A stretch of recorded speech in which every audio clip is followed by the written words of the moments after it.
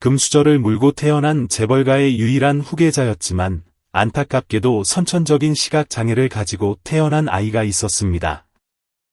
온 가족이 절망에 빠져 서울의 유명한 병원을 모두 찾아다녔지만 희망은 보이지 않았습니다. 아이에게 빛으로 향하는 문은 영원히 닫혔다고 생각되던 어느 날, 가난한 가사 도우미 한 명이 외딴 저택에 발을 들여놓게 됩니다. 스펙도, 돈도 없는 그녀였지만 아무도 눈치채지 못한 아주 사소한 디테일을 발견했고, 그것은 거대한 재벌가를 무너뜨릴 충격적인 진실을 드러내는 계기가 되었습니다. 한국 의료 시스템 전체가 개입하고 네이버 포털 사이트의 여론이 들끓을 정도로 파장은 컸습니다. 과연 아이는 정말로 앞이 보이지 않는 것이었을까요? 아니면 이 모든 것이 치밀하게 계획된 사기극이었을까요? 이 감동적인 이야기의 끝을 함께 지켜봐 주시기 바랍니다.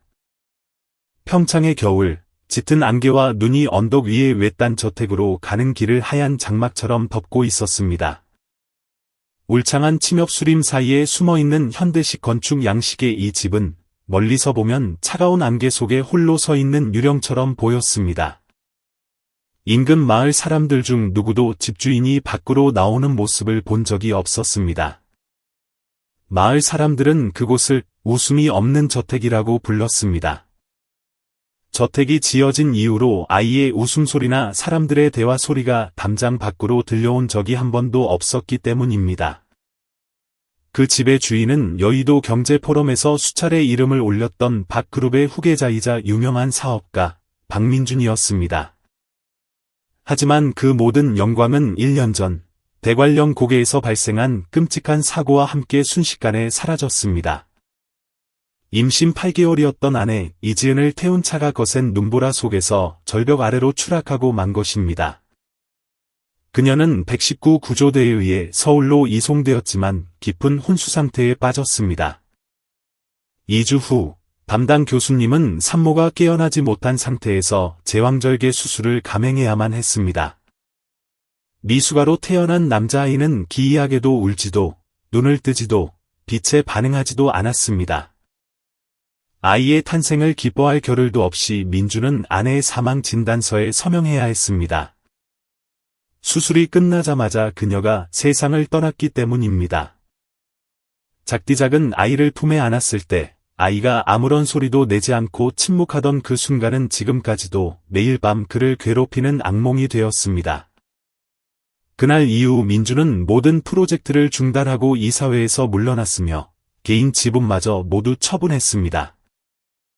그리고는 원래 아내의 산후조리를 위해 지어두었던 평창의 저택으로 숨어들었습니다. 아이의 이름은 박도윤, 그가 평생 가장 사랑했던 여자가 남긴 유일한 흔적이었습니다.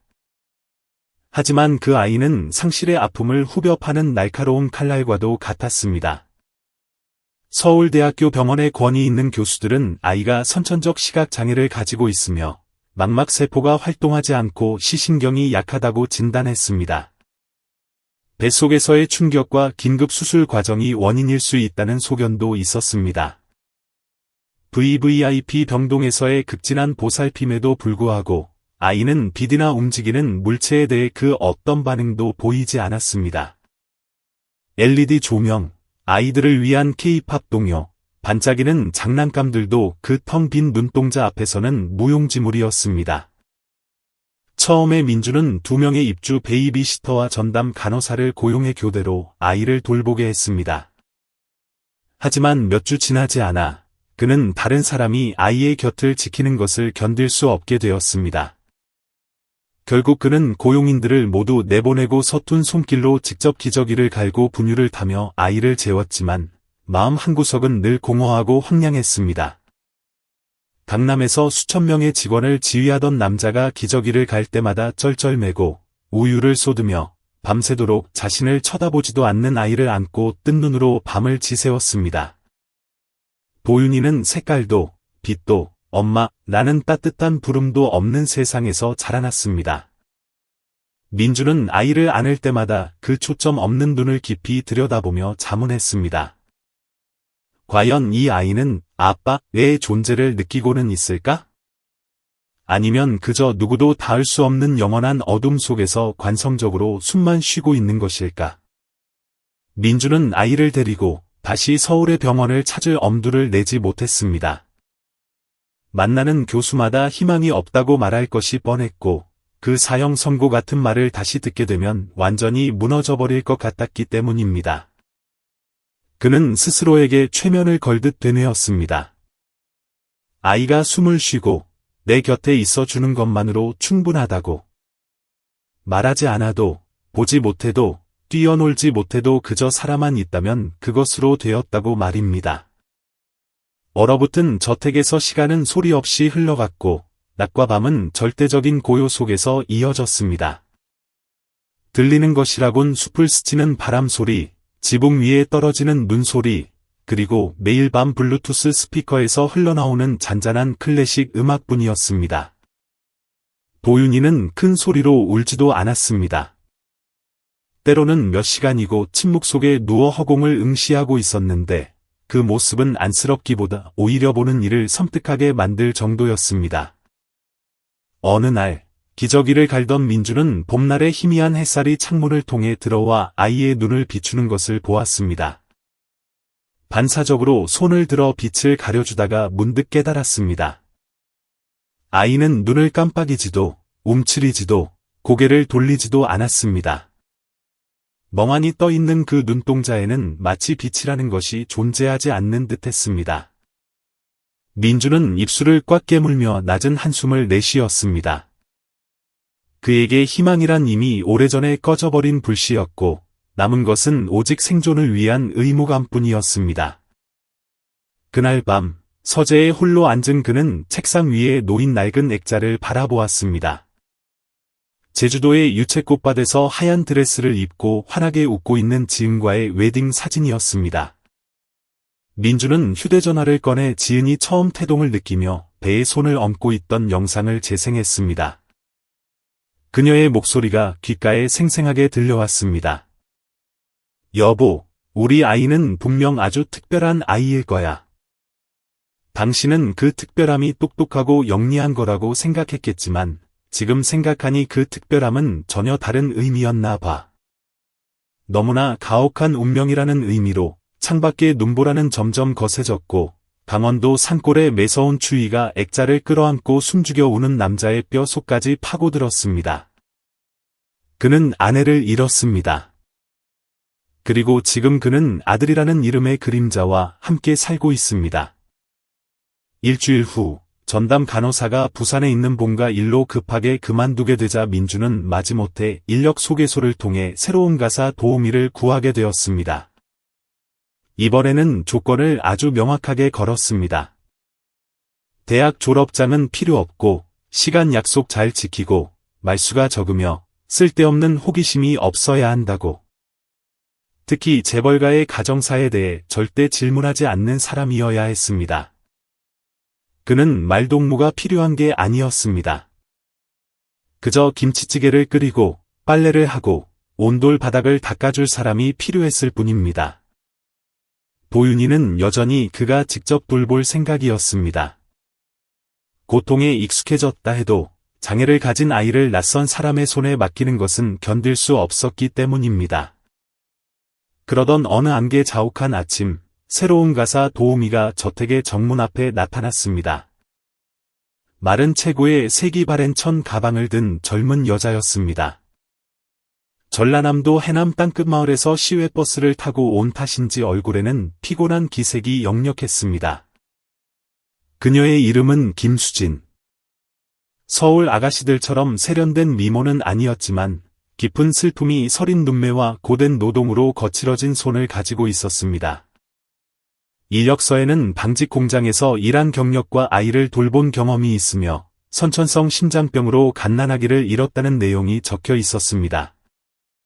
민주는 서류를 꼼꼼히 읽지 않았습니다. 대충 훑어보고는 고개를 끄덕이며 채용을 허락했습니다. 젊은 여자가 왜 이런 외진 곳까지 와서 식모살이를 하려는지 묻지도 않았고 그녀의 과거가 무엇인지도 관심 없었습니다. 그저 그와 도윤이 사이의 공간을 침범하지 않고 두 부자의 어두운 세계에 끼어들지만 않는다면 상관없다고 생각했습니다. 하지만 그는 몰랐습니다. 그 조용한 등장이 웃음이 사라진 지 오래된 이 저택의 첫 번째 빛을 밝히게 될 줄은. 그리고 전라도 시골에서 온 이 여자가 아이를 잃어본 어미의 본능으로 아이가 앞을 못 보는 게 아니라는 사실을 가장 먼저 알아차리게 될 줄은 꿈에도 몰랐습니다. 수지는 자신의 키보다 훨씬 높은 철문 앞에 잠시 멍하니 서 있었습니다. 그녀는 가방끈을 꽉 쥐고 깊게 숨을 들이쉰 뒤 초인종을 눌렀습니다. 안개 낀 허공에 울려 퍼지는 벨소리와 평창숲의 바람소리가 섞여들어 기이한 느낌을 주었습니다. 육중한 자동문이 서서히 열리고 어두운 색 퍼틀넥을 입은 남자가 걸어 나왔습니다. 생기 없는 눈빛과 우울한 표정. 수진이 자신의 고용주인 박민준을 처음 마주한 순간이었습니다. 그는 가벼운 목례로 인사를 대신했습니다. 안부를 묻지도 악수를 청하지도 않았습니다. 단 한 번 그녀를 훑어보고는 등을 돌려 집 안으로 들어갔습니다. 수지는 춥고 젖은 언덕길과 다시는 떠올리고 싶지 않은 슬픈 기억들을 뒤로한 채 천천히 그의 뒤를 따랐습니다. 저택 내부는 차가울 정도로 완벽하게 정돈되어 있었습니다. 온돌 마루는 윤이 나게 닦여 있었고 가구와 꽃병 하나하나가 오차 없이 배치되어 있었지만 생명력이라고는 찾아볼 수 없었습니다. 예능 프로그램이 나오는 TV 소리도 따뜻한 밥 짓는 냄새나 된장찌개 냄새도 웃음소리나 대화 소리도 없었습니다. 오직 벽에 내장된 스피커에서 흘러나오는 잔잔한 클래식 음악만이 이 세상 것이 아닌 듯 아득하게 들려올 뿐이었습니다. 민주는 거실과 최신식 주방, 욕실을 지나 복도 끝에 있는 작은 방 앞에서 멈춰 섰습니다. 그는 짧고 간결하게 말했습니다. 여기가 당신 방입니다. 아침 일찍 식사와 청소를 하되 소리는 내지 마시고 제 방이나 아이 방에는 절대 들어오지 마십시오. 필요한 게 있으면 무전기로 부르겠습니다. 수지는 고개를 숙이며 대답했습니다. 네, 알겠습니다. 대표님, 그리고는 조용히 짐을 내려놓았습니다. 그녀에게 이런 부유층의 태도는 낯설지 않았습니다. 한국 사회에 보이지 않는 계급 차이, 가진 자들은 고용인과 감정을 나누지 않는다는 것을 잘 알고 있었으니까요. 하지만 그의 눈빛, 그 차갑고도 슬픈 눈빛은 그녀의 마음에 묘한 연민을 불러일으켰습니다. 이 재벌가에 구체적으로 무슨 일이 있었는지는 모르지만 이곳에 무언가가 산산조각 났고 아직 봉합되지 않았다는 것을 본능적으로 느낄 수 있었습니다. 첫날은 특별한 일 없이 지나갔습니다. 수지는 새벽 5시에 일어나 낙엽이 쌓인 정원을 쓸고 바닥을 닦고 정갈한 한식 아침상을 차린 뒤 조용히 방으로 물러났습니다. 아이 우는 소리도 들리지 않았고 주인이 부르는 일도 없었습니다. 마치 이 넓은 집에 혼자 사는 듯한 기분이었습니다. 늦은 오후가 되어 거실을 청소하던 중 그녀는 아주 작은 소리를 들었습니다. 목구멍 깊은 곳에서 나오는 듯한 아이의 옹알이 소리였습니다. 수지는 숨을 죽이고 소리가 나는 복도 쪽으로 발걸음을 옮겼습니다. 복도 끝, 살짝 열린 하얀 방문 앞으로 천천히 다가갔습니다. 금기를 깰 생각은 없었지만 마치 무언가에 홀린 듯 발이 움직였습니다. 문틈 사이로 참나무 침대와 아이를 안고 있는 남자의 뒷모습이 보였습니다. 그는 자장가를 불러주는 대신 아이를 안고 멍하니 창밖의 계곡을 내려다보며 몸을 가볍게 흔들고 있을 뿐이었습니다. 아이는 숨소리조차 내지 않고 눈을 크게 뜬 채 천장만 뚫어지게 바라보고 있었습니다. 그 장면은 수진을 얼어붙게 만들었습니다. 그 텅 빈 눈동자가 죽은 자신의 아들, 준호와 너무나 닮아 있었기 때문입니다. 그날 밤, 수진은 방에 앉아 작은 수면등을 켜고 가방 깊숙한 곳에서 낡은 수첩 하나를 꺼냈습니다. 표지는 닳고 종이는 누렇게 바랬으며 잉크 자국이 번진 준호가 살아있을 때 썼던 육아 일기였습니다. 한 페이지 한 페이지마다 아이의 울음소리, 기침 소리, 풍경 소리에 반응하던 작은 움직임들이 기록되어 있었습니다. 그녀는 떨리는 손으로 빈 페이지를 펼쳤습니다. 1년 만에 다시 펜을 잡은 것이었습니다. 평창의 이상한 집에서의 첫날. 아이는 허공을 바라보고 부름에 반응하지 않지만 엄마로서의 직감이 말해준다. 뭔가 이상하다고. 다음 날, 민준이 서울에서 온 택배를 찾으러 읍내로 나간 사이, 수지는 창고에 있던 낡은 장난감들을 꺼내 햇볕에 말리고 있었습니다. 딸랑이와 곰 인형을 깨끗이 닦아 바구니에 담아 도윤의 방 근처 복도에 두었습니다. 그때 방 안에서 아주 미세한 울음소리가 들렸습니다. 보통 아이들의 칭얼거림과는 다른, 마치 소리를 내고 싶어도 나오지 않는 듯한 억눌린 신음이었습니다. 가슴이 철렁 내려앉은 수지는 문틈으로 방 안을 살폈습니다. 아이가 침대에 누워 허공에 손을 허우적거리고 있었고, 바닥에는 젖병이 뒹굴고 있었습니다. 그녀는 망설임 없이 방으로 들어가 젖병을 주워 소독 티슈로 닦은 뒤 조심스럽게 아이의 입에 물렸습니다. 도윤이는 놀라는 기색 없이 고개를 돌려 젖병을 빨기 시작했고, 고사리 같은 두 손으로 수진의 손목을 꼭 붙잡았습니다. 창문으로 들어온 희미한 햇살이 수진의 머리카락을 스쳐 아이의 얼굴 위로 쏟아졌습니다. 바로 그 순간, 수진은 분명히 보았습니다. 아이의 눈꺼풀이 파르르 떨리며 깜빡이는 것을. 진짜 깜빡임이었습니다. 그녀는 숨을 멈추고 아이의 얼굴을 응시했습니다. 손을 눈앞에서 흔들어 보았지만 반응이 없었습니다. 다시 손가락 하나를 세워 가만히 있다가 반대쪽으로 천천히 움직였습니다. 아이의 눈동자가 아주 미세하게 따라 움직이는 듯했습니다. 심장이 거세게 뛰기 시작했습니다. 이번에는 더 천천히 시도했습니다. 비록 흐릿했지만 분명 시선의 이동이 있었습니다. 그녀는 주머니에서 낡은 회중시계를 꺼내 뚜껑을 열었습니다. 시계의 금속면이 햇빛을 반사해 반짝이자 믿을 수 없는 일이 일어났습니다. 아이가 빛을 따라 고개를 살짝 돌린 것입니다. 수진의 등줄기에 소름이 돋았습니다.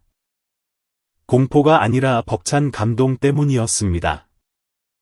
그녀는 아이를 품에 꼭 끌어안았고 참았던 눈물이 터져 나왔습니다. 잠시 후 민준이 돌아왔을 때 수진은 주방 개수대에서 은수저를 닦고 있었습니다. 아무 말 없이 2층으로 올라가려던 민준이 갑자기 멈춰서서 뒤를 돌아보았습니다. 방금 제 아들 방에 들어갔었습니까? 낮게 깔린 목소리에는 경계심과 위압감이 서려 있었습니다. 수진은 잠시 움찔했습니다. 거짓말을 하고 싶은 충동과 사실을 말하고 싶은 충동이 싸웠지만 결국 입을 열었습니다. 죄송합니다, 대표님. 아기 우는 소리가 들려서 우유를 챙겨주러 들어갔습니다. 주제넘게 굴 생각은 없었습니다. 민주는 그녀를 뚫어지게 쳐다보았습니다. 의심스러운 눈빛 속에 아주 희미한 고마움이 스쳐 지나가는 듯했지만 그는 더 이상 묻지 않고 차갑게 고개를 끄덕인 뒤 방으로 올라갔습니다. 수지는 안도의 한숨을 내쉬며 그 뒷모습을 바라보았습니다. 지금 그녀의 가슴 속에 있는 감정은 단순한 고용인의 의무감이 아니었습니다. 그것은 자식을 잃어본 어미만이 느낄 수 있는 직감이었습니다. 비록 미약하지만 아이는 빛을 보고 반응하고 있었습니다. 그녀는 이것이 우연이 아니라고 확신했고 절대 그냥 지나치지 않겠다고 다짐했습니다. 가족의 절망 속에 이 작은 희망의 빛이 묻히게 둘 수는 없었습니다. 그녀는 이곳에 남아 아이를 관찰하고 적절한 시기가 오면 진실을 말하기로 결심했습니다. 웃음이 사라진 이 집에서 첫 번째 미소는 아마도 저 아이의 눈에서 시작될 것이라고 믿었습니다. 그리고 그 기적을 가장 먼저 발견한 사람은 의사도 아빠도 아닌 모든 것을 잃어본 한 여자가 될 것입니다. 평창의 새벽, 안개가 다시금 산등성을 하얗게 뒤덮었습니다. 숲속의 새소리가 간간히 들려오는 고요한 아침, 저택 안 욕실에서는 편백나무 욕조에 물 받는 소리가 울려 퍼졌습니다. 수진이 도윤을 씻길 준비를 하고 있었습니다. 아이의 눈이 빛에 반응한다는 사실을 처음 발견한 지 2주가 지났지만 그녀는 아직 민준에게 아무 말도 하지 않았습니다. 두려워서가 아니라 확실한 증거가 부족했기 때문입니다. 찰나의 눈 깜빡임이나 불명확한 시선 이동만으로는 이미 아이가 평생 어둠 속에서 살아야 한다고 체념해버린 남자를 설득할 수 없었습니다. 반박할 수 없는 결정적인 순간이 필요했습니다. 그날 아침, 민준이 수입 식료품을 사러 시내로 나간 틈을 타 수진은 도윤을 욕실로 데려갔습니다. 그녀는 만반의 준비를 갖추고 있었습니다. 따뜻한 물, 부드러운 수건, 그리고 죽은 준호가 좋아했던 은은한 제스민 향의 거품 입욕제까지. 도윤의 옷을 벗겨 조심스럽게 욕조에 앉혔습니다. 처음에는 별 반응이 없었지만 따뜻한 물이 피부에 닿자 아이의 작은 입술이 오물거렸습니다. 수진은 물을 끼얹으며 구슬픈 곡조에 아리랑을 흥얼거렸습니다. 그때 수진의 손에서 튀어오른 물방울이 아이의 얼굴로 튀었고 도윤은 즉시 눈을 깜빡였습니다. 비눗물 때문이 아니었습니다. 그것은 명백한 방어 기제이자 반사 신경이었습니다. 수진의 심장이 요동쳤습니다. 그녀는 서둘러 거품을 만들어 허공에 후 불었습니다. 창문으로 들어온 아침 햇살이 비누 거품을 통과하며 영롱한 무지개색을 만들어냈습니다. 도윤의 눈이 커지며 둥둥 떠다니는 빛의 조각들을 멍하니 쫓기 시작했습니다. 손을 뻗지는 않았지만 시선은 분명 공기 중을 부유하는 빛에 고정되어 있었습니다. 도윤아, 보이는 거지? 그렇지. 수진은 떨리는 목소리로 속삭이며 검지를 좌우로 흔들었습니다. 도윤이 고개를 살짝 기울이며 그 움직임을 따라갔습니다. 그 순간 수진은 왈칵 눈물을 쏟았습니다. 욕조 물 위로 떨어진 눈물은 소리 없이 사라졌지만 그녀의 마음속 파동은 걷잡을 수 없이 커졌습니다. 아이를 들어 올려 부드러운 수건으로 감싸자 도윤은 울지도 않고 그녀의 품에 가만히 안겼습니다. 샴푸 향과 연꽃 같은 살결, 그 따스한 온기가 가슴을 먹먹하게 만들었습니다. 병원에서 심장이 멈춘 준호를 마지막으로 안았을 때의 그 서늘했던 기억과 겹쳐지며 그녀의 모든 세포가 되살아나는 듯했습니다. 아이를 안고 욕실을 나서던 수진은 화들짝 놀랐습니다. 복도 끝에 민준이 서 있었기 때문입니다. 발소리를 들은 그가 천천히 고개를 돌려 두 사람을 바라보았습니다. 수진이 무언가 설명하려 했지만 그는 가볍게 고개를 끄덕이고는 돌아섰습니다. 여전히 침묵했지만 그 뒷모습에서는 처음으로 묘한 안도감이 느껴지는 듯했습니다. 그날 점심, 민주는 평소와 달리 비빔밥 한 그릇을 깨끗이 비웠고 아이 방 근처 테이블에 호박죽까지 올려두었습니다. 용기를 낸 수진이 다가가 말을 건넸습니다. 대표님, 오늘 도윤 도련님 컨디션이 좋아 보였어요. 반응도 아주 좋았고요. 민준이 고개를 들어 차갑게 대꾸했습니다. 말했을 텐데요. 내 아이 돌보는 법 가르치려 들지 말라고. 수진은 고개를 숙였지만 물러서지 않았습니다. 상처받은 아빠의 변화만 기다리다가는 도윤이가 평생 어둠 속에 갇힐 수도 있다는 것을 알았기 때문입니다. 그날 밤, 그녀는 낡은 노트북을 켜고 네이버에서 신생아 시각질환에 대해 검색하기 시작했습니다. 미수가 망막증, 시신경 발달 장애. 그러다 연예 전문 매체인 디스패치의 과거 기사 하나가 그녀의 시선을 사로잡았습니다. 서울의 한 대학병원 안과 교수가 신생아에게 잘못된 처방을 내려 정직당했다는 내용이었습니다. 고용량 스테로이드가 함유된 안약을 장기간 투여할 경우 시신경 반사를 억제해 마치 앞이 보이지 않는 가성 시각 장애를 유발할 수 있다는 것이었습니다. 기사에 첨부된 약병 사진은 도윤의 방에서 봤던 것과 정확히 일치했습니다.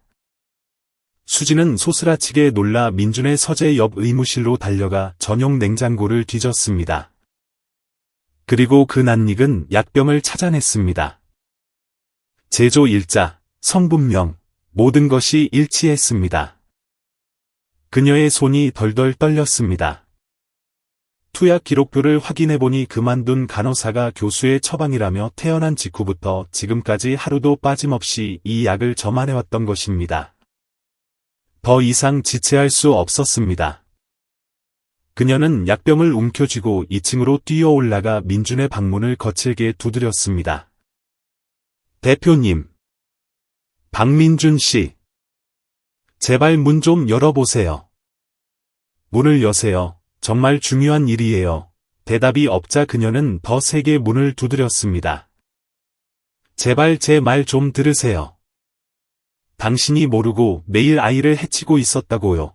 방문이 열리고 충혈된 눈에 민준이 굳은 표정으로 서 있었습니다. 지금 뭐라고 했습니까? 수지는 약병을 눈앞에 들이밀었습니다. 이 안약이에요. 신생아에게 장기간 사용하면 안 되는 금지 약물이라고요. 기사를 봤어요. 이것 때문에 가짜로 눈이 먼 아이들이 있었대요. 민준은 약병을 낚아채듯 가져가 뚫어지게 바라보았습니다. 그의 눈동자가 흔들리더니 얼굴이 사색이 되었습니다. 그는 곧장 아이 방으로 달려가 금고를 열고 의료 기록과 처방전을 닥치는 대로 꺼냈습니다. 처방한 의사의 이름은 강 교수. 국내 최고의 대학병원명이라는 그 이름에 시선이 꽂히는 순간 민준은 다리에 힘이 풀려 주저앉고 말았습니다. 식은땀이 비 오듯 흘러내렸습니다. 말도 안 돼. 그 사람은 서울대병원에서도 손꼽히는 권위자야. 치료를 위해, 반사를 촉진하기 위해 쓰는 거라고 했어. 그럴 리가. 수진이 그의 옆에 앉으며 속삭였습니다. 도윤이가 반응이 없었던 건 눈이 멀어서가 아니라 바로 이 약 때문이었어요. 민준이 고개를 들었습니다. 꿈에서 깬 사람처럼 멍한 표정으로 입술만 발삭였습니다. 나는 몰랐어. 수지는 주저없이 손을 뻗어 그의 어깨를 감싸 쥐었습니다. 제가 봤어요. 오늘 목욕시킬 때 도윤이가 빛을 따라 눈을 움직였어요. 완전히 보인다고 장담할 순 없지만 절대로 맹인이 아니에요. 민준은 고개를 떨구고 오열했습니다. 그의 어깨가 격하게 들썩였습니다. 창밖에는 눈이 내리고 있었지만 그 작은 방 안에는 몇 달 만에 처음으로 전등도, 태양도 아닌 희망이라는 이름의 빛이 스며들고 있었습니다. 수진과 민준 모두 영영 잃어버렸다고 생각했던 그것이 말입니다. 길고 추운 고원지대의 밤이 지나고 다음 날 아침, 눈부신 태양이 떠올라 과거의 우울함을 씻어내듯 대지를 비추었습니다. 저택의 공기는 미묘하게 달라져 있었습니다. 아주 작은 변화였지만 수지는 차가운 벽돌 사이로 새로운 숨결이 흐르는 것을 느꼈습니다. 민준은 새벽부터 서재에 틀어박혀 꼼짝도 하지 않았습니다. 책상 위에는 진료 기록과 처방전, 그리고 수진이 찾아낸 기사가 어지럽게 널려 있었습니다. 지난 몇 년간 그는 그림자처럼 살았습니다. 아내의 죽음 이후 남은 에너지를 쥐어짜며 의무감으로 아이를 돌봤지만 그 모든 노력이 오히려 아이를 해치고 있었다는 사실에 그는 무너져 내렸습니다. 수지는 묵묵히 집안일을 했습니다.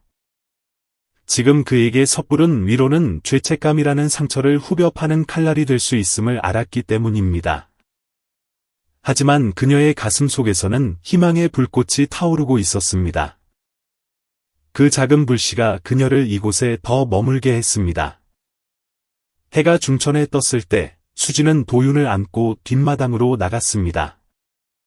소나무 잎 사이로 부서지는 햇살 아래서 그녀는 방울이 달린 전통 딸랑이를 흔들었습니다.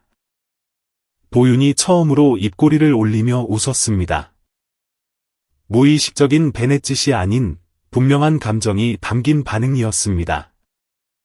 반짝이는 눈동자가 소리를 따라 움직였고 고사리 같은 손이 장난감을 향해 뻗어졌습니다.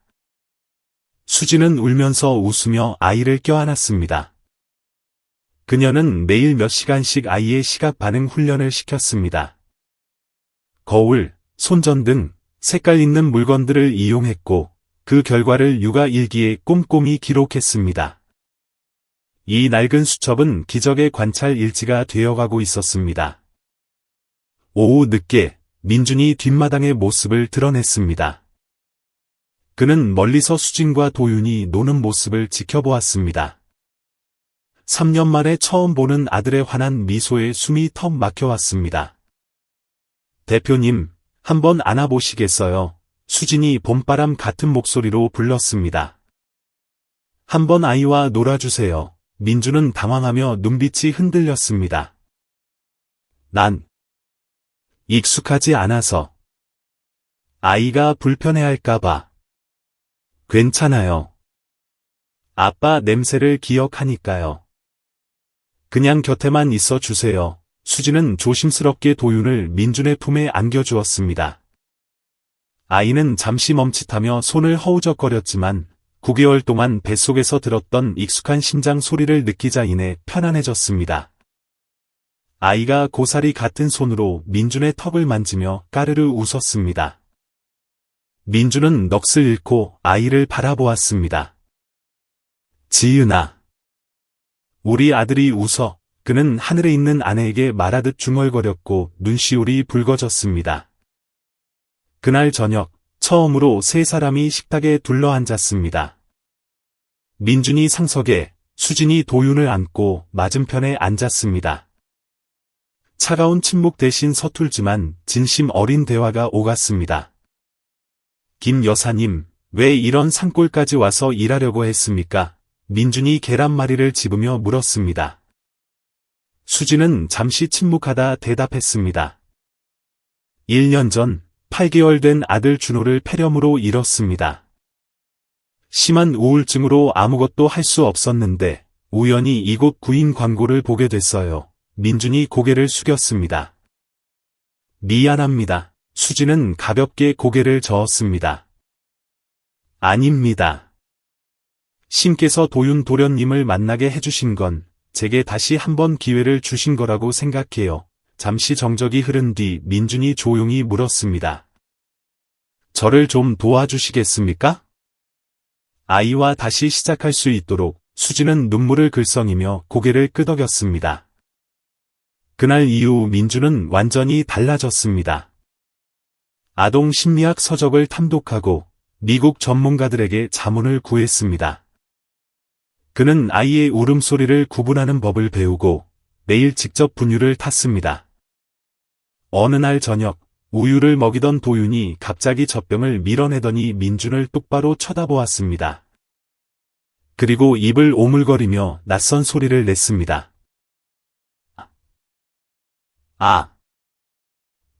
민준은 얼어붙었습니다. 젖병이 손에서 미끄러져 바닥에 떨어졌습니다.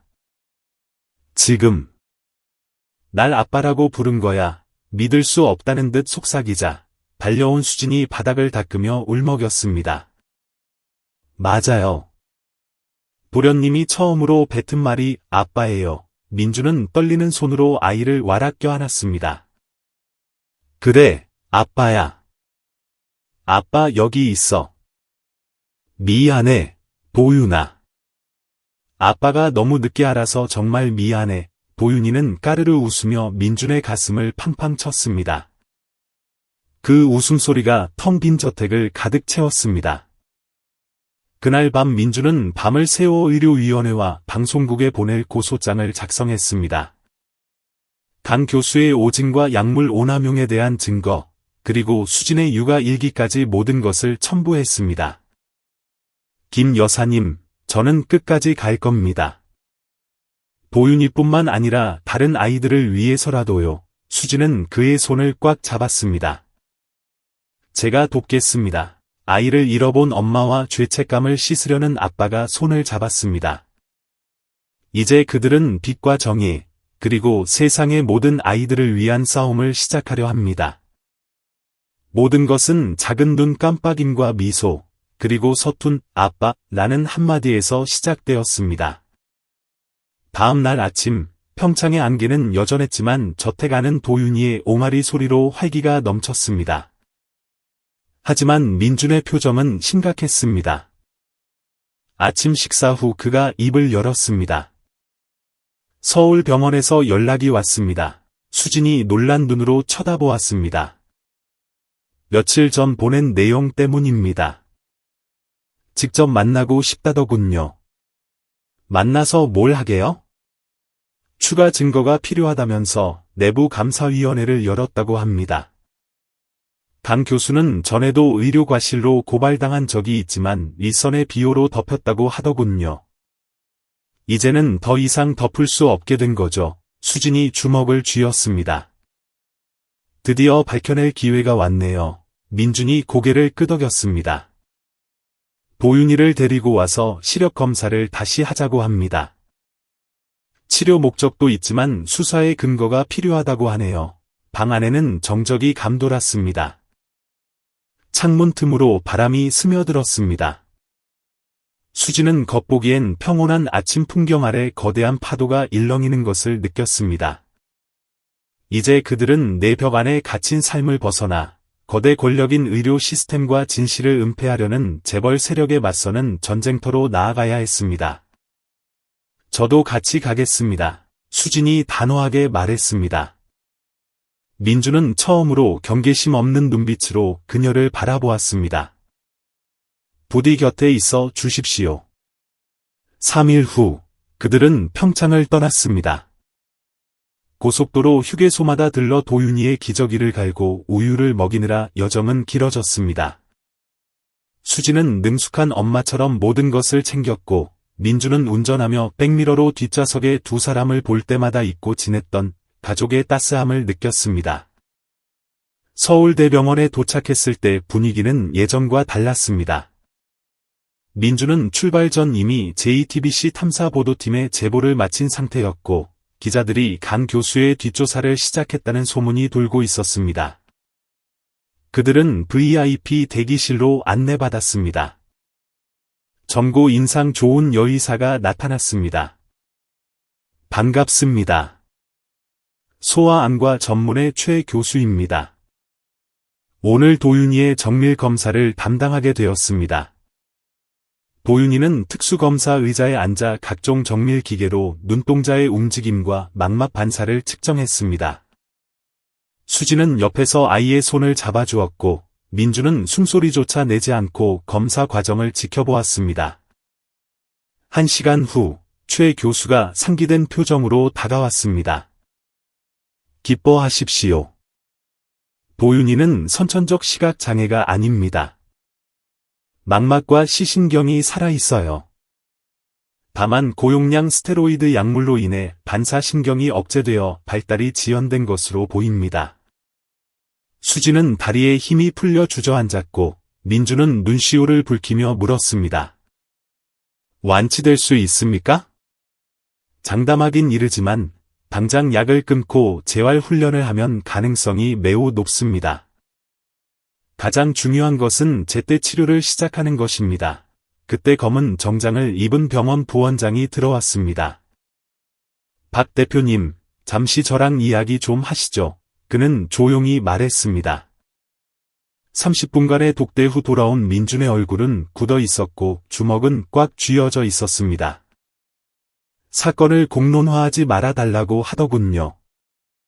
그 대가로 도윤이의 평생 치료비와 위로금 20억 원을 제시했습니다.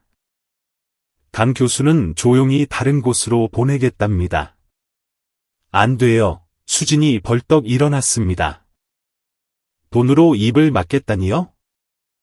그럼 다른 피해 아이들은요? 민준이 한숨을 내쉬며 말했습니다. 저도 거절했습니다. 제대로 처벌하지 않으면 언론에 모든 걸 터뜨리겠다고 경고하고 나왔습니다.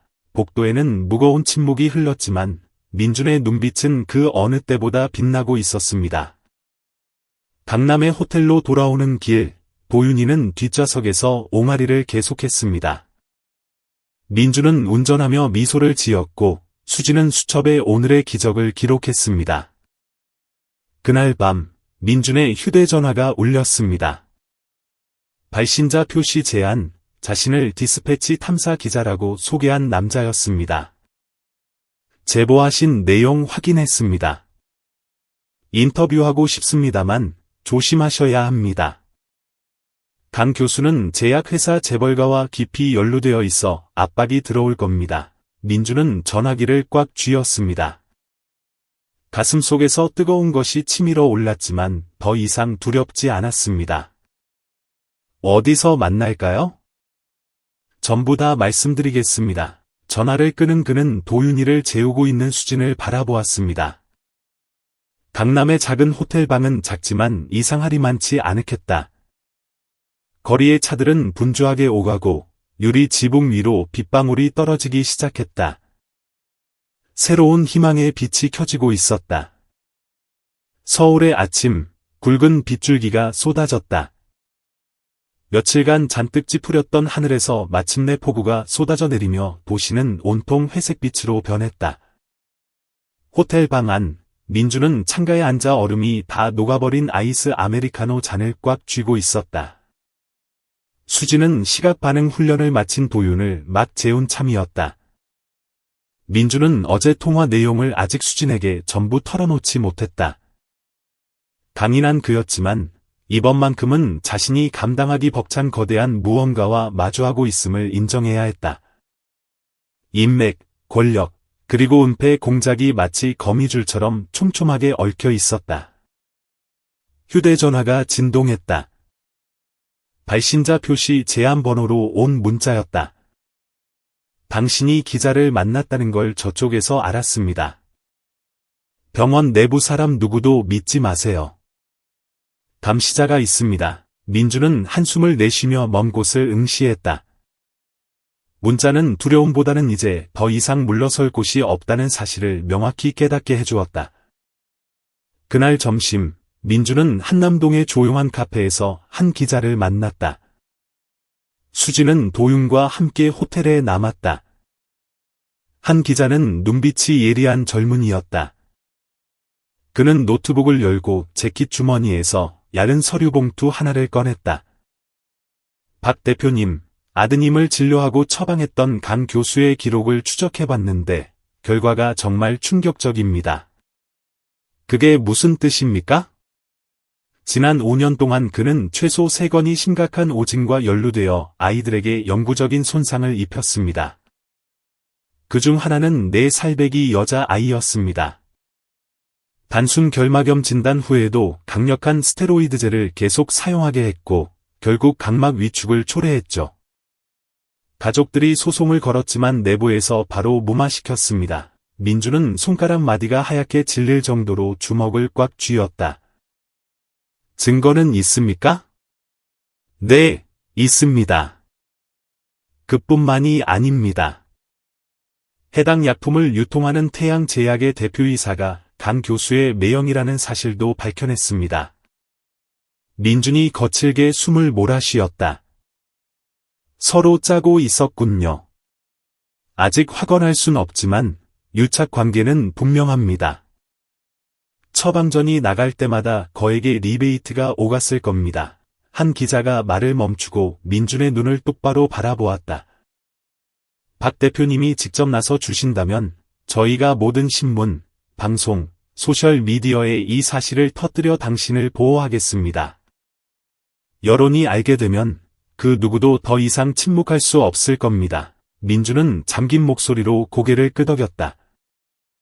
그렇게 하죠. 호텔로 돌아오니 수진이 도윤과 놀아주고 있었다. 아이는 시각인지 능력이 좋아져 이제 빨간색과 파란색을 구별할 수 있게 되었다. 수진의 얼굴에는 기쁨이 가득했지만 민준을 보자마자 그가 짊어진 무거운 짐을 단번에 알아차렸다. 무슨 일 있어요? 민준은 잠시 머뭇거리다 자리에 앉아 한 기자에게 들은 이야기를 전부 털어놓았다. 수진은 말없이 도윤을 더 꽉 끌어안았다. 한참 뒤 그녀가 조용히 말했다. 당신이 끝까지 가겠다면 저도 함께 할게요. 그날 밤 세상을 뒤흔들 첫 번째 기사가 보도되었다. 처방전 뒤의 진실, 누가 아이들의 빛을 빼앗아 갔는가, 기사에는 민준의 인터뷰와 도윤의 사진, 수진의 일기, 그리고 최 교수의 초기 소견서가 담겨 있었다. 기사는 밤사이 일파만파로 퍼져나갔다. 네이버와 다음 같은 포털 사이트는 분노와 안타까움이 섞인 댓글로 폭발적인 반응을 보였다. 다음 날 아침, 인권 변호사인 송 변호사가 먼저 민준에게 연락해왔다. 기사를 봤습니다. 수임료는 필요 없습니다. 박 대표님과 함께 싸우고 싶습니다. 그날 오후, 민준은 송 변호사, 한 기자와 함께 작은 기자회견을 열었다. 규모는 작았지만 온라인 생중계로 수천 명이 지켜보았다.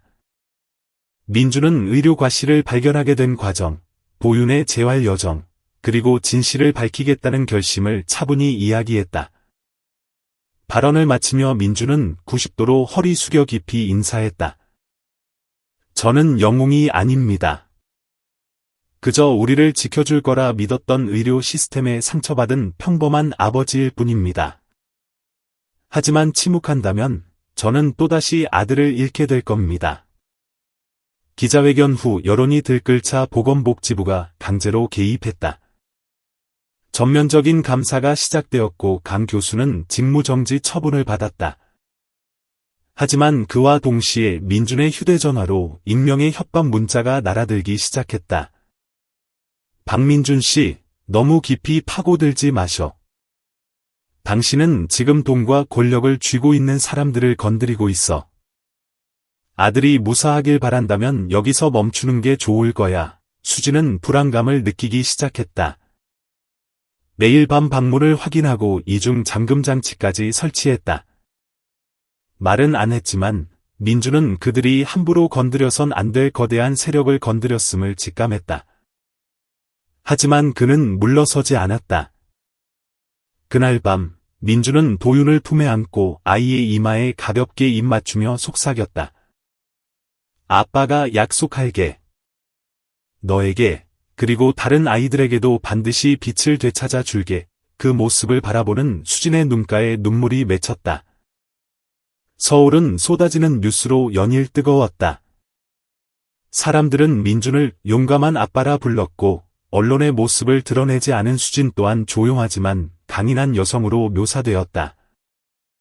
하지만 여론의 스포트라이트 뒤편에서는 은밀한 전쟁이 벌어지고 있었다. 어느 날 아침, 민준이 도윤을 재활병원에 데려가고 수진이 호텔에 홀로 남았을 때 낯선 번호로 전화가 걸려왔다. 박 대표와 함께 있는 여자분 맞죠? 수진은 머뭇거렸다. 네, 누구시죠?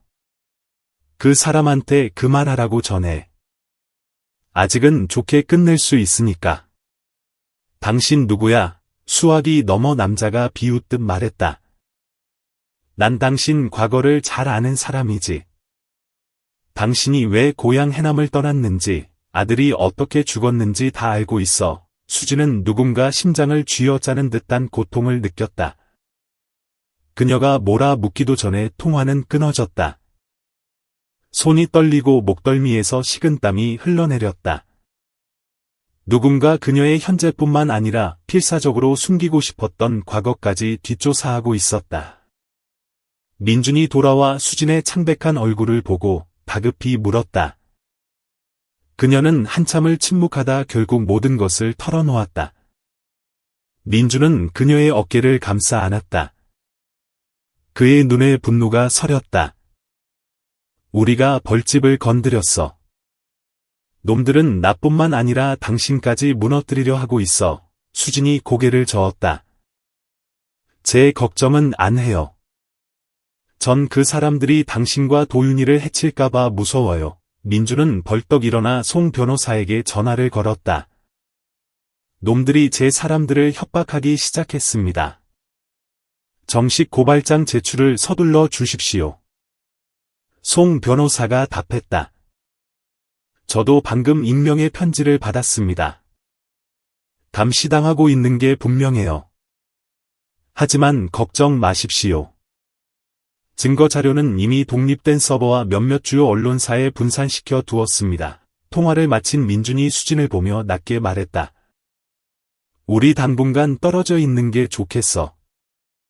당신과 도윤이는 고향이나 안전한 곳으로 피신해 있어.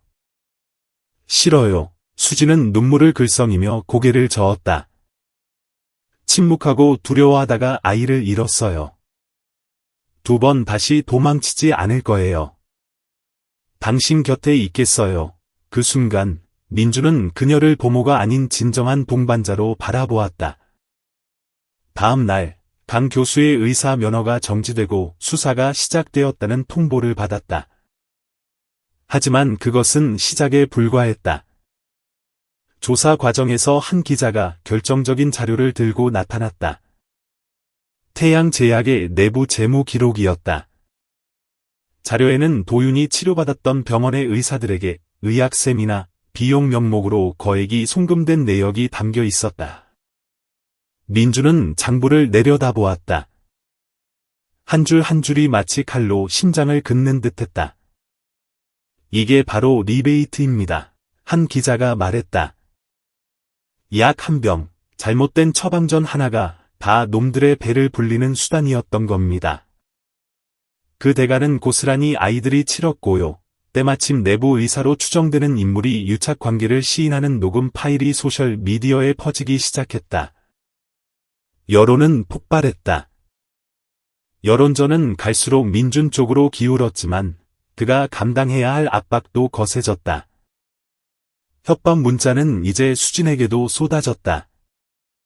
어느 날 수진이 도윤을 데리고 호텔 근처 공원을 산책하는데 낯선 남자가 앞을 막아섰다. 입 조심하는 게 당신이나 애한테 좋을 거야. 남자는 낡은 사진 한 장을 그녀 손에 쥐어주고 사라졌다. 사진 속에는 병상에 누운 어린 남자아이와 그 곁을 지키는 젊은 시절의 수진이 있었다. 그것은 그들이 그녀의 정체를 알고 있으며 필요하다면 과거를 전부 파헤치겠다는 섬뜩한 경고였다. 호텔로 돌아온 수진은 울지 않았다. 그녀는 한참을 멍하니 앉아 있다가 민준에게 사진을 건넸다. 제가 이 싸움에 휘말릴 거란 걸 알았어요. 하지만 괜찮아요. 더 이상 숨지 않을래요. 전 엄마였고 지금도 도윤이의 엄마니까요. 민주는 할 말을 잃은 채 그녀를 꽉 안아주었다. 서울중앙지방법원에서 1심 재판이 열리던 날 수십 명의 취재진이 몰려들었다. 수진은 단정한 어두운색 정장을 입고 머리를 올린 채 도윤을 안고 있었다. 아이는 이제 사람을 알아보고 사물을 손가락으로 가리키며 아빠라고 또렷하게 부를 수 있게 되었다. 민주는 결의에 찬 눈빛으로 법정에 들어섰다. 송 변호사가 일련의 증거들을 제시했다. 병원 측은 처음엔 부인했으나 여론의 압박과 명백한 증거 앞에서는 개인의 일탈이라며 꼬리 자르기를 시도했다. 재판 말미에 발언 기회를 얻은 민주는 아들을 안고 증언대 앞에 섰다. 저는 투사가 되고 싶지 않았습니다.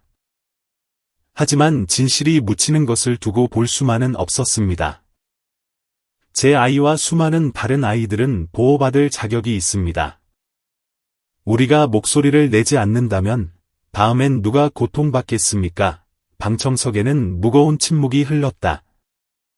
카메라 셔터 소리만 요란하게 울려 퍼졌다.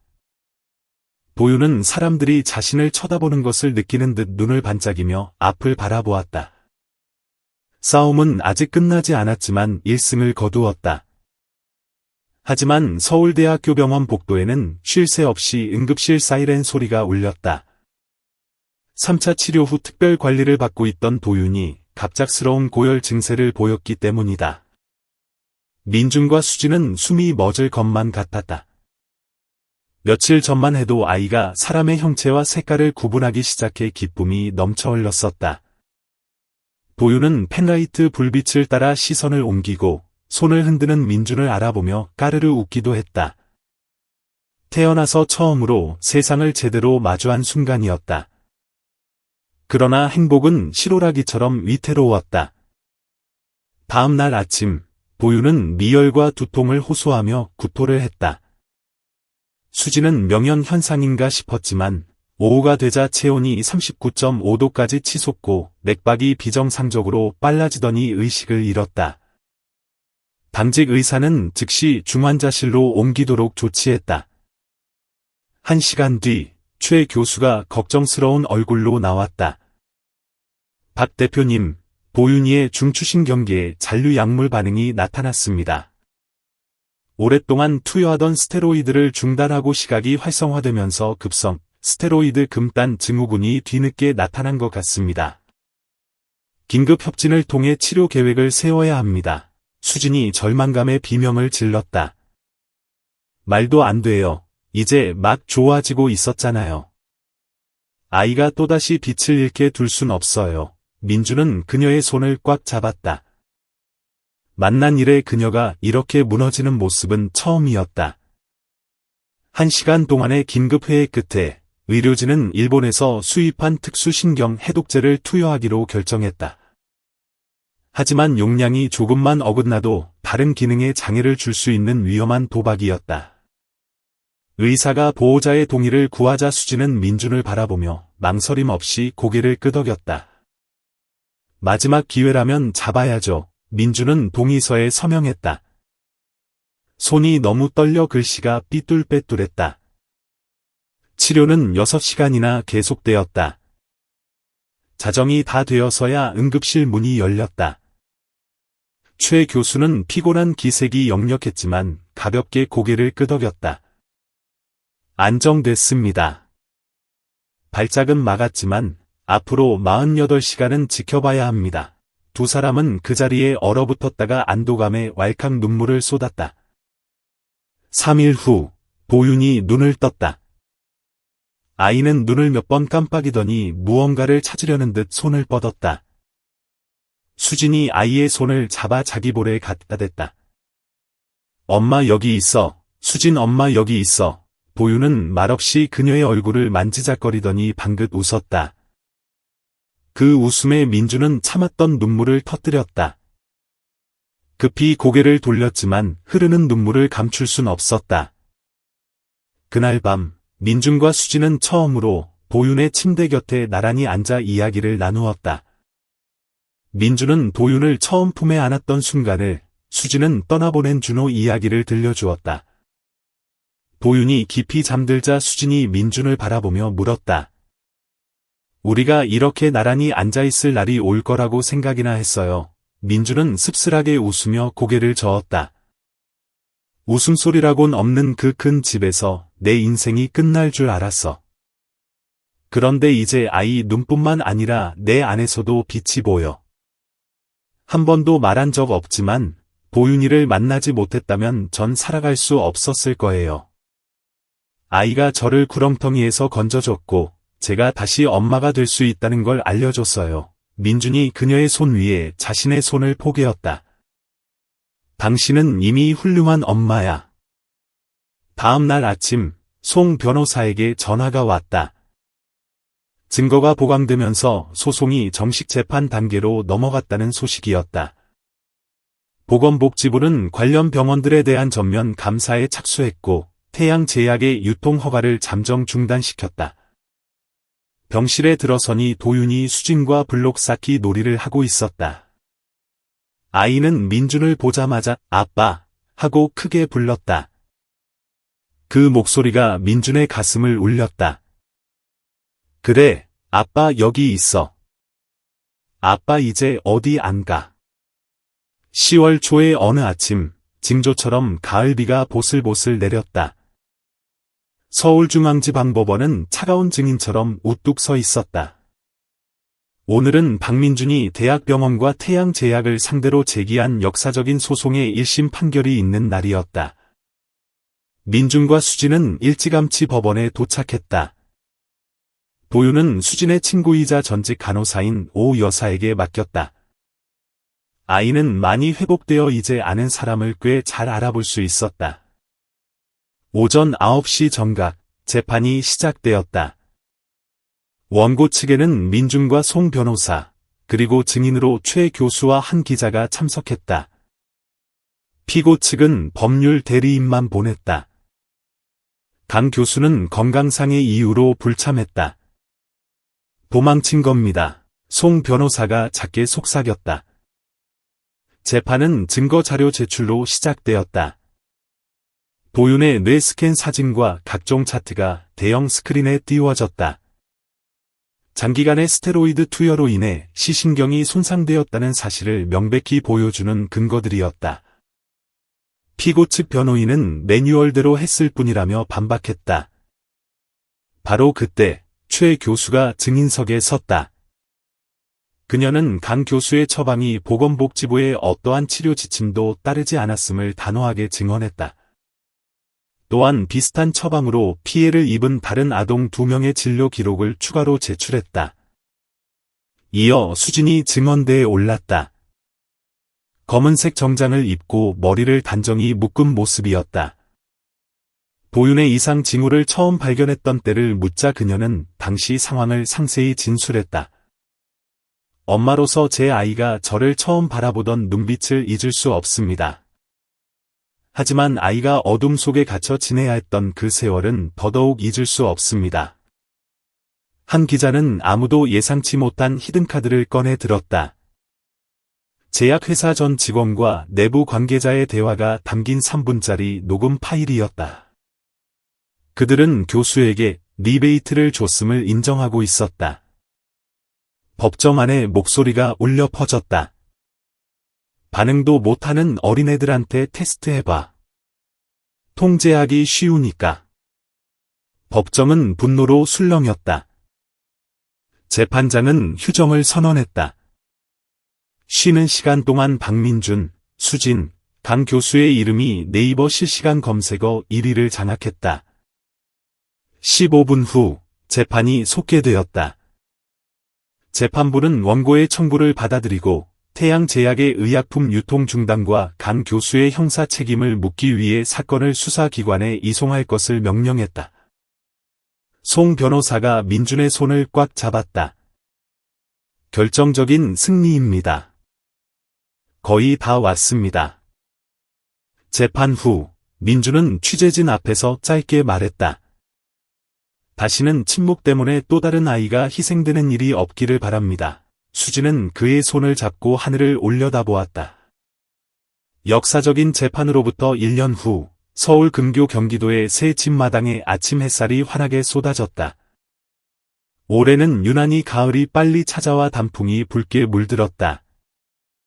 벽돌이 깔린 마당에서 한 아이가 책을 읽고 있는 남자에게 아장아장 걸어갔다. 아빠 이것 좀 봐요. 도윤이 해맑게 웃으며 삐뚤빼뚤 색칠한 그림을 높이 들어 보였다. 민주는 책을 내려놓고 두 팔 벌려 아들을 맞이했다. 그림에는 세 사람이 그려져 있었다. 이건 누구야? 민준이 그림 속 여자를 가리키며 물었다. 수진 엄마요. 나한테 옛날 이야기 많이 해주는 엄마. 그는 현관 쪽을 바라보았다. 앞치마에 손을 닦으며 환하게 웃고 있는 수진이 서 있었다. 재판이 끝나고 수진은 민준의 가족과 함께 살게 되었다. 그녀는 이제 이 집에서 없어서는 안 될 존재가 되었다. 그날 저녁, 온 가족이 식탁에 둘러앉았다. 된장찌개와 갈비찜, 그리고 각종 나물 반찬이 차려진 소박하지만 따뜻한 밥상이었다. 도윤은 밥을 먹으며 유치원에서 있었던 일을 조잘조잘 이야기했다. 오늘 닭 그림 그렸는데 선생님이 색칠 꼼꼼하게 잘했다고 칭찬해줬어요. 수진이 웃음을 터뜨렸다. 어머, 우리 도윤이가 친구들보다 솜씨가 좋은가 보네. 민주는 아들의 밥그릇에 달걀말이를 올려주었다. 저녁 식사 후 도윤이 천진난만하게 물었다. 수진 엄마, 근데 왜 예전에는 내 눈앞이 깜깜했어요? 수진은 아이를 바라보며 부드럽게 대답했다. 그건 도윤이가 용감했기 때문이야. 그리고 아빠가 절대 포기하지 않았으니까. 아이가 다시 물었다. 그럼 진짜 엄마는 날 볼 수 있어요? 민준이 아들의 어깨에 손을 얹었다. 엄마는 아주 먼 곳에 있지만 항상 널 지켜보고 계셔. 내가 웃을 때마다 엄마도 느끼실 거야. 도윤은 수진을 껴안으며 속삭였다. 그럼 수진 엄마는 내가 볼 수 있는 엄마네요? 맞죠? 수진은 아이를 꼭 안아주었다. 늦은 밤, 민준과 수진은 테라스에 앉아 유자차를 마셨다. 준호를 보내고 다시 엄마가 될 수 있을 거라곤 생각도 못했어요. 수진이 말했다. 민준은 그녀의 손을 살며시 잡았다.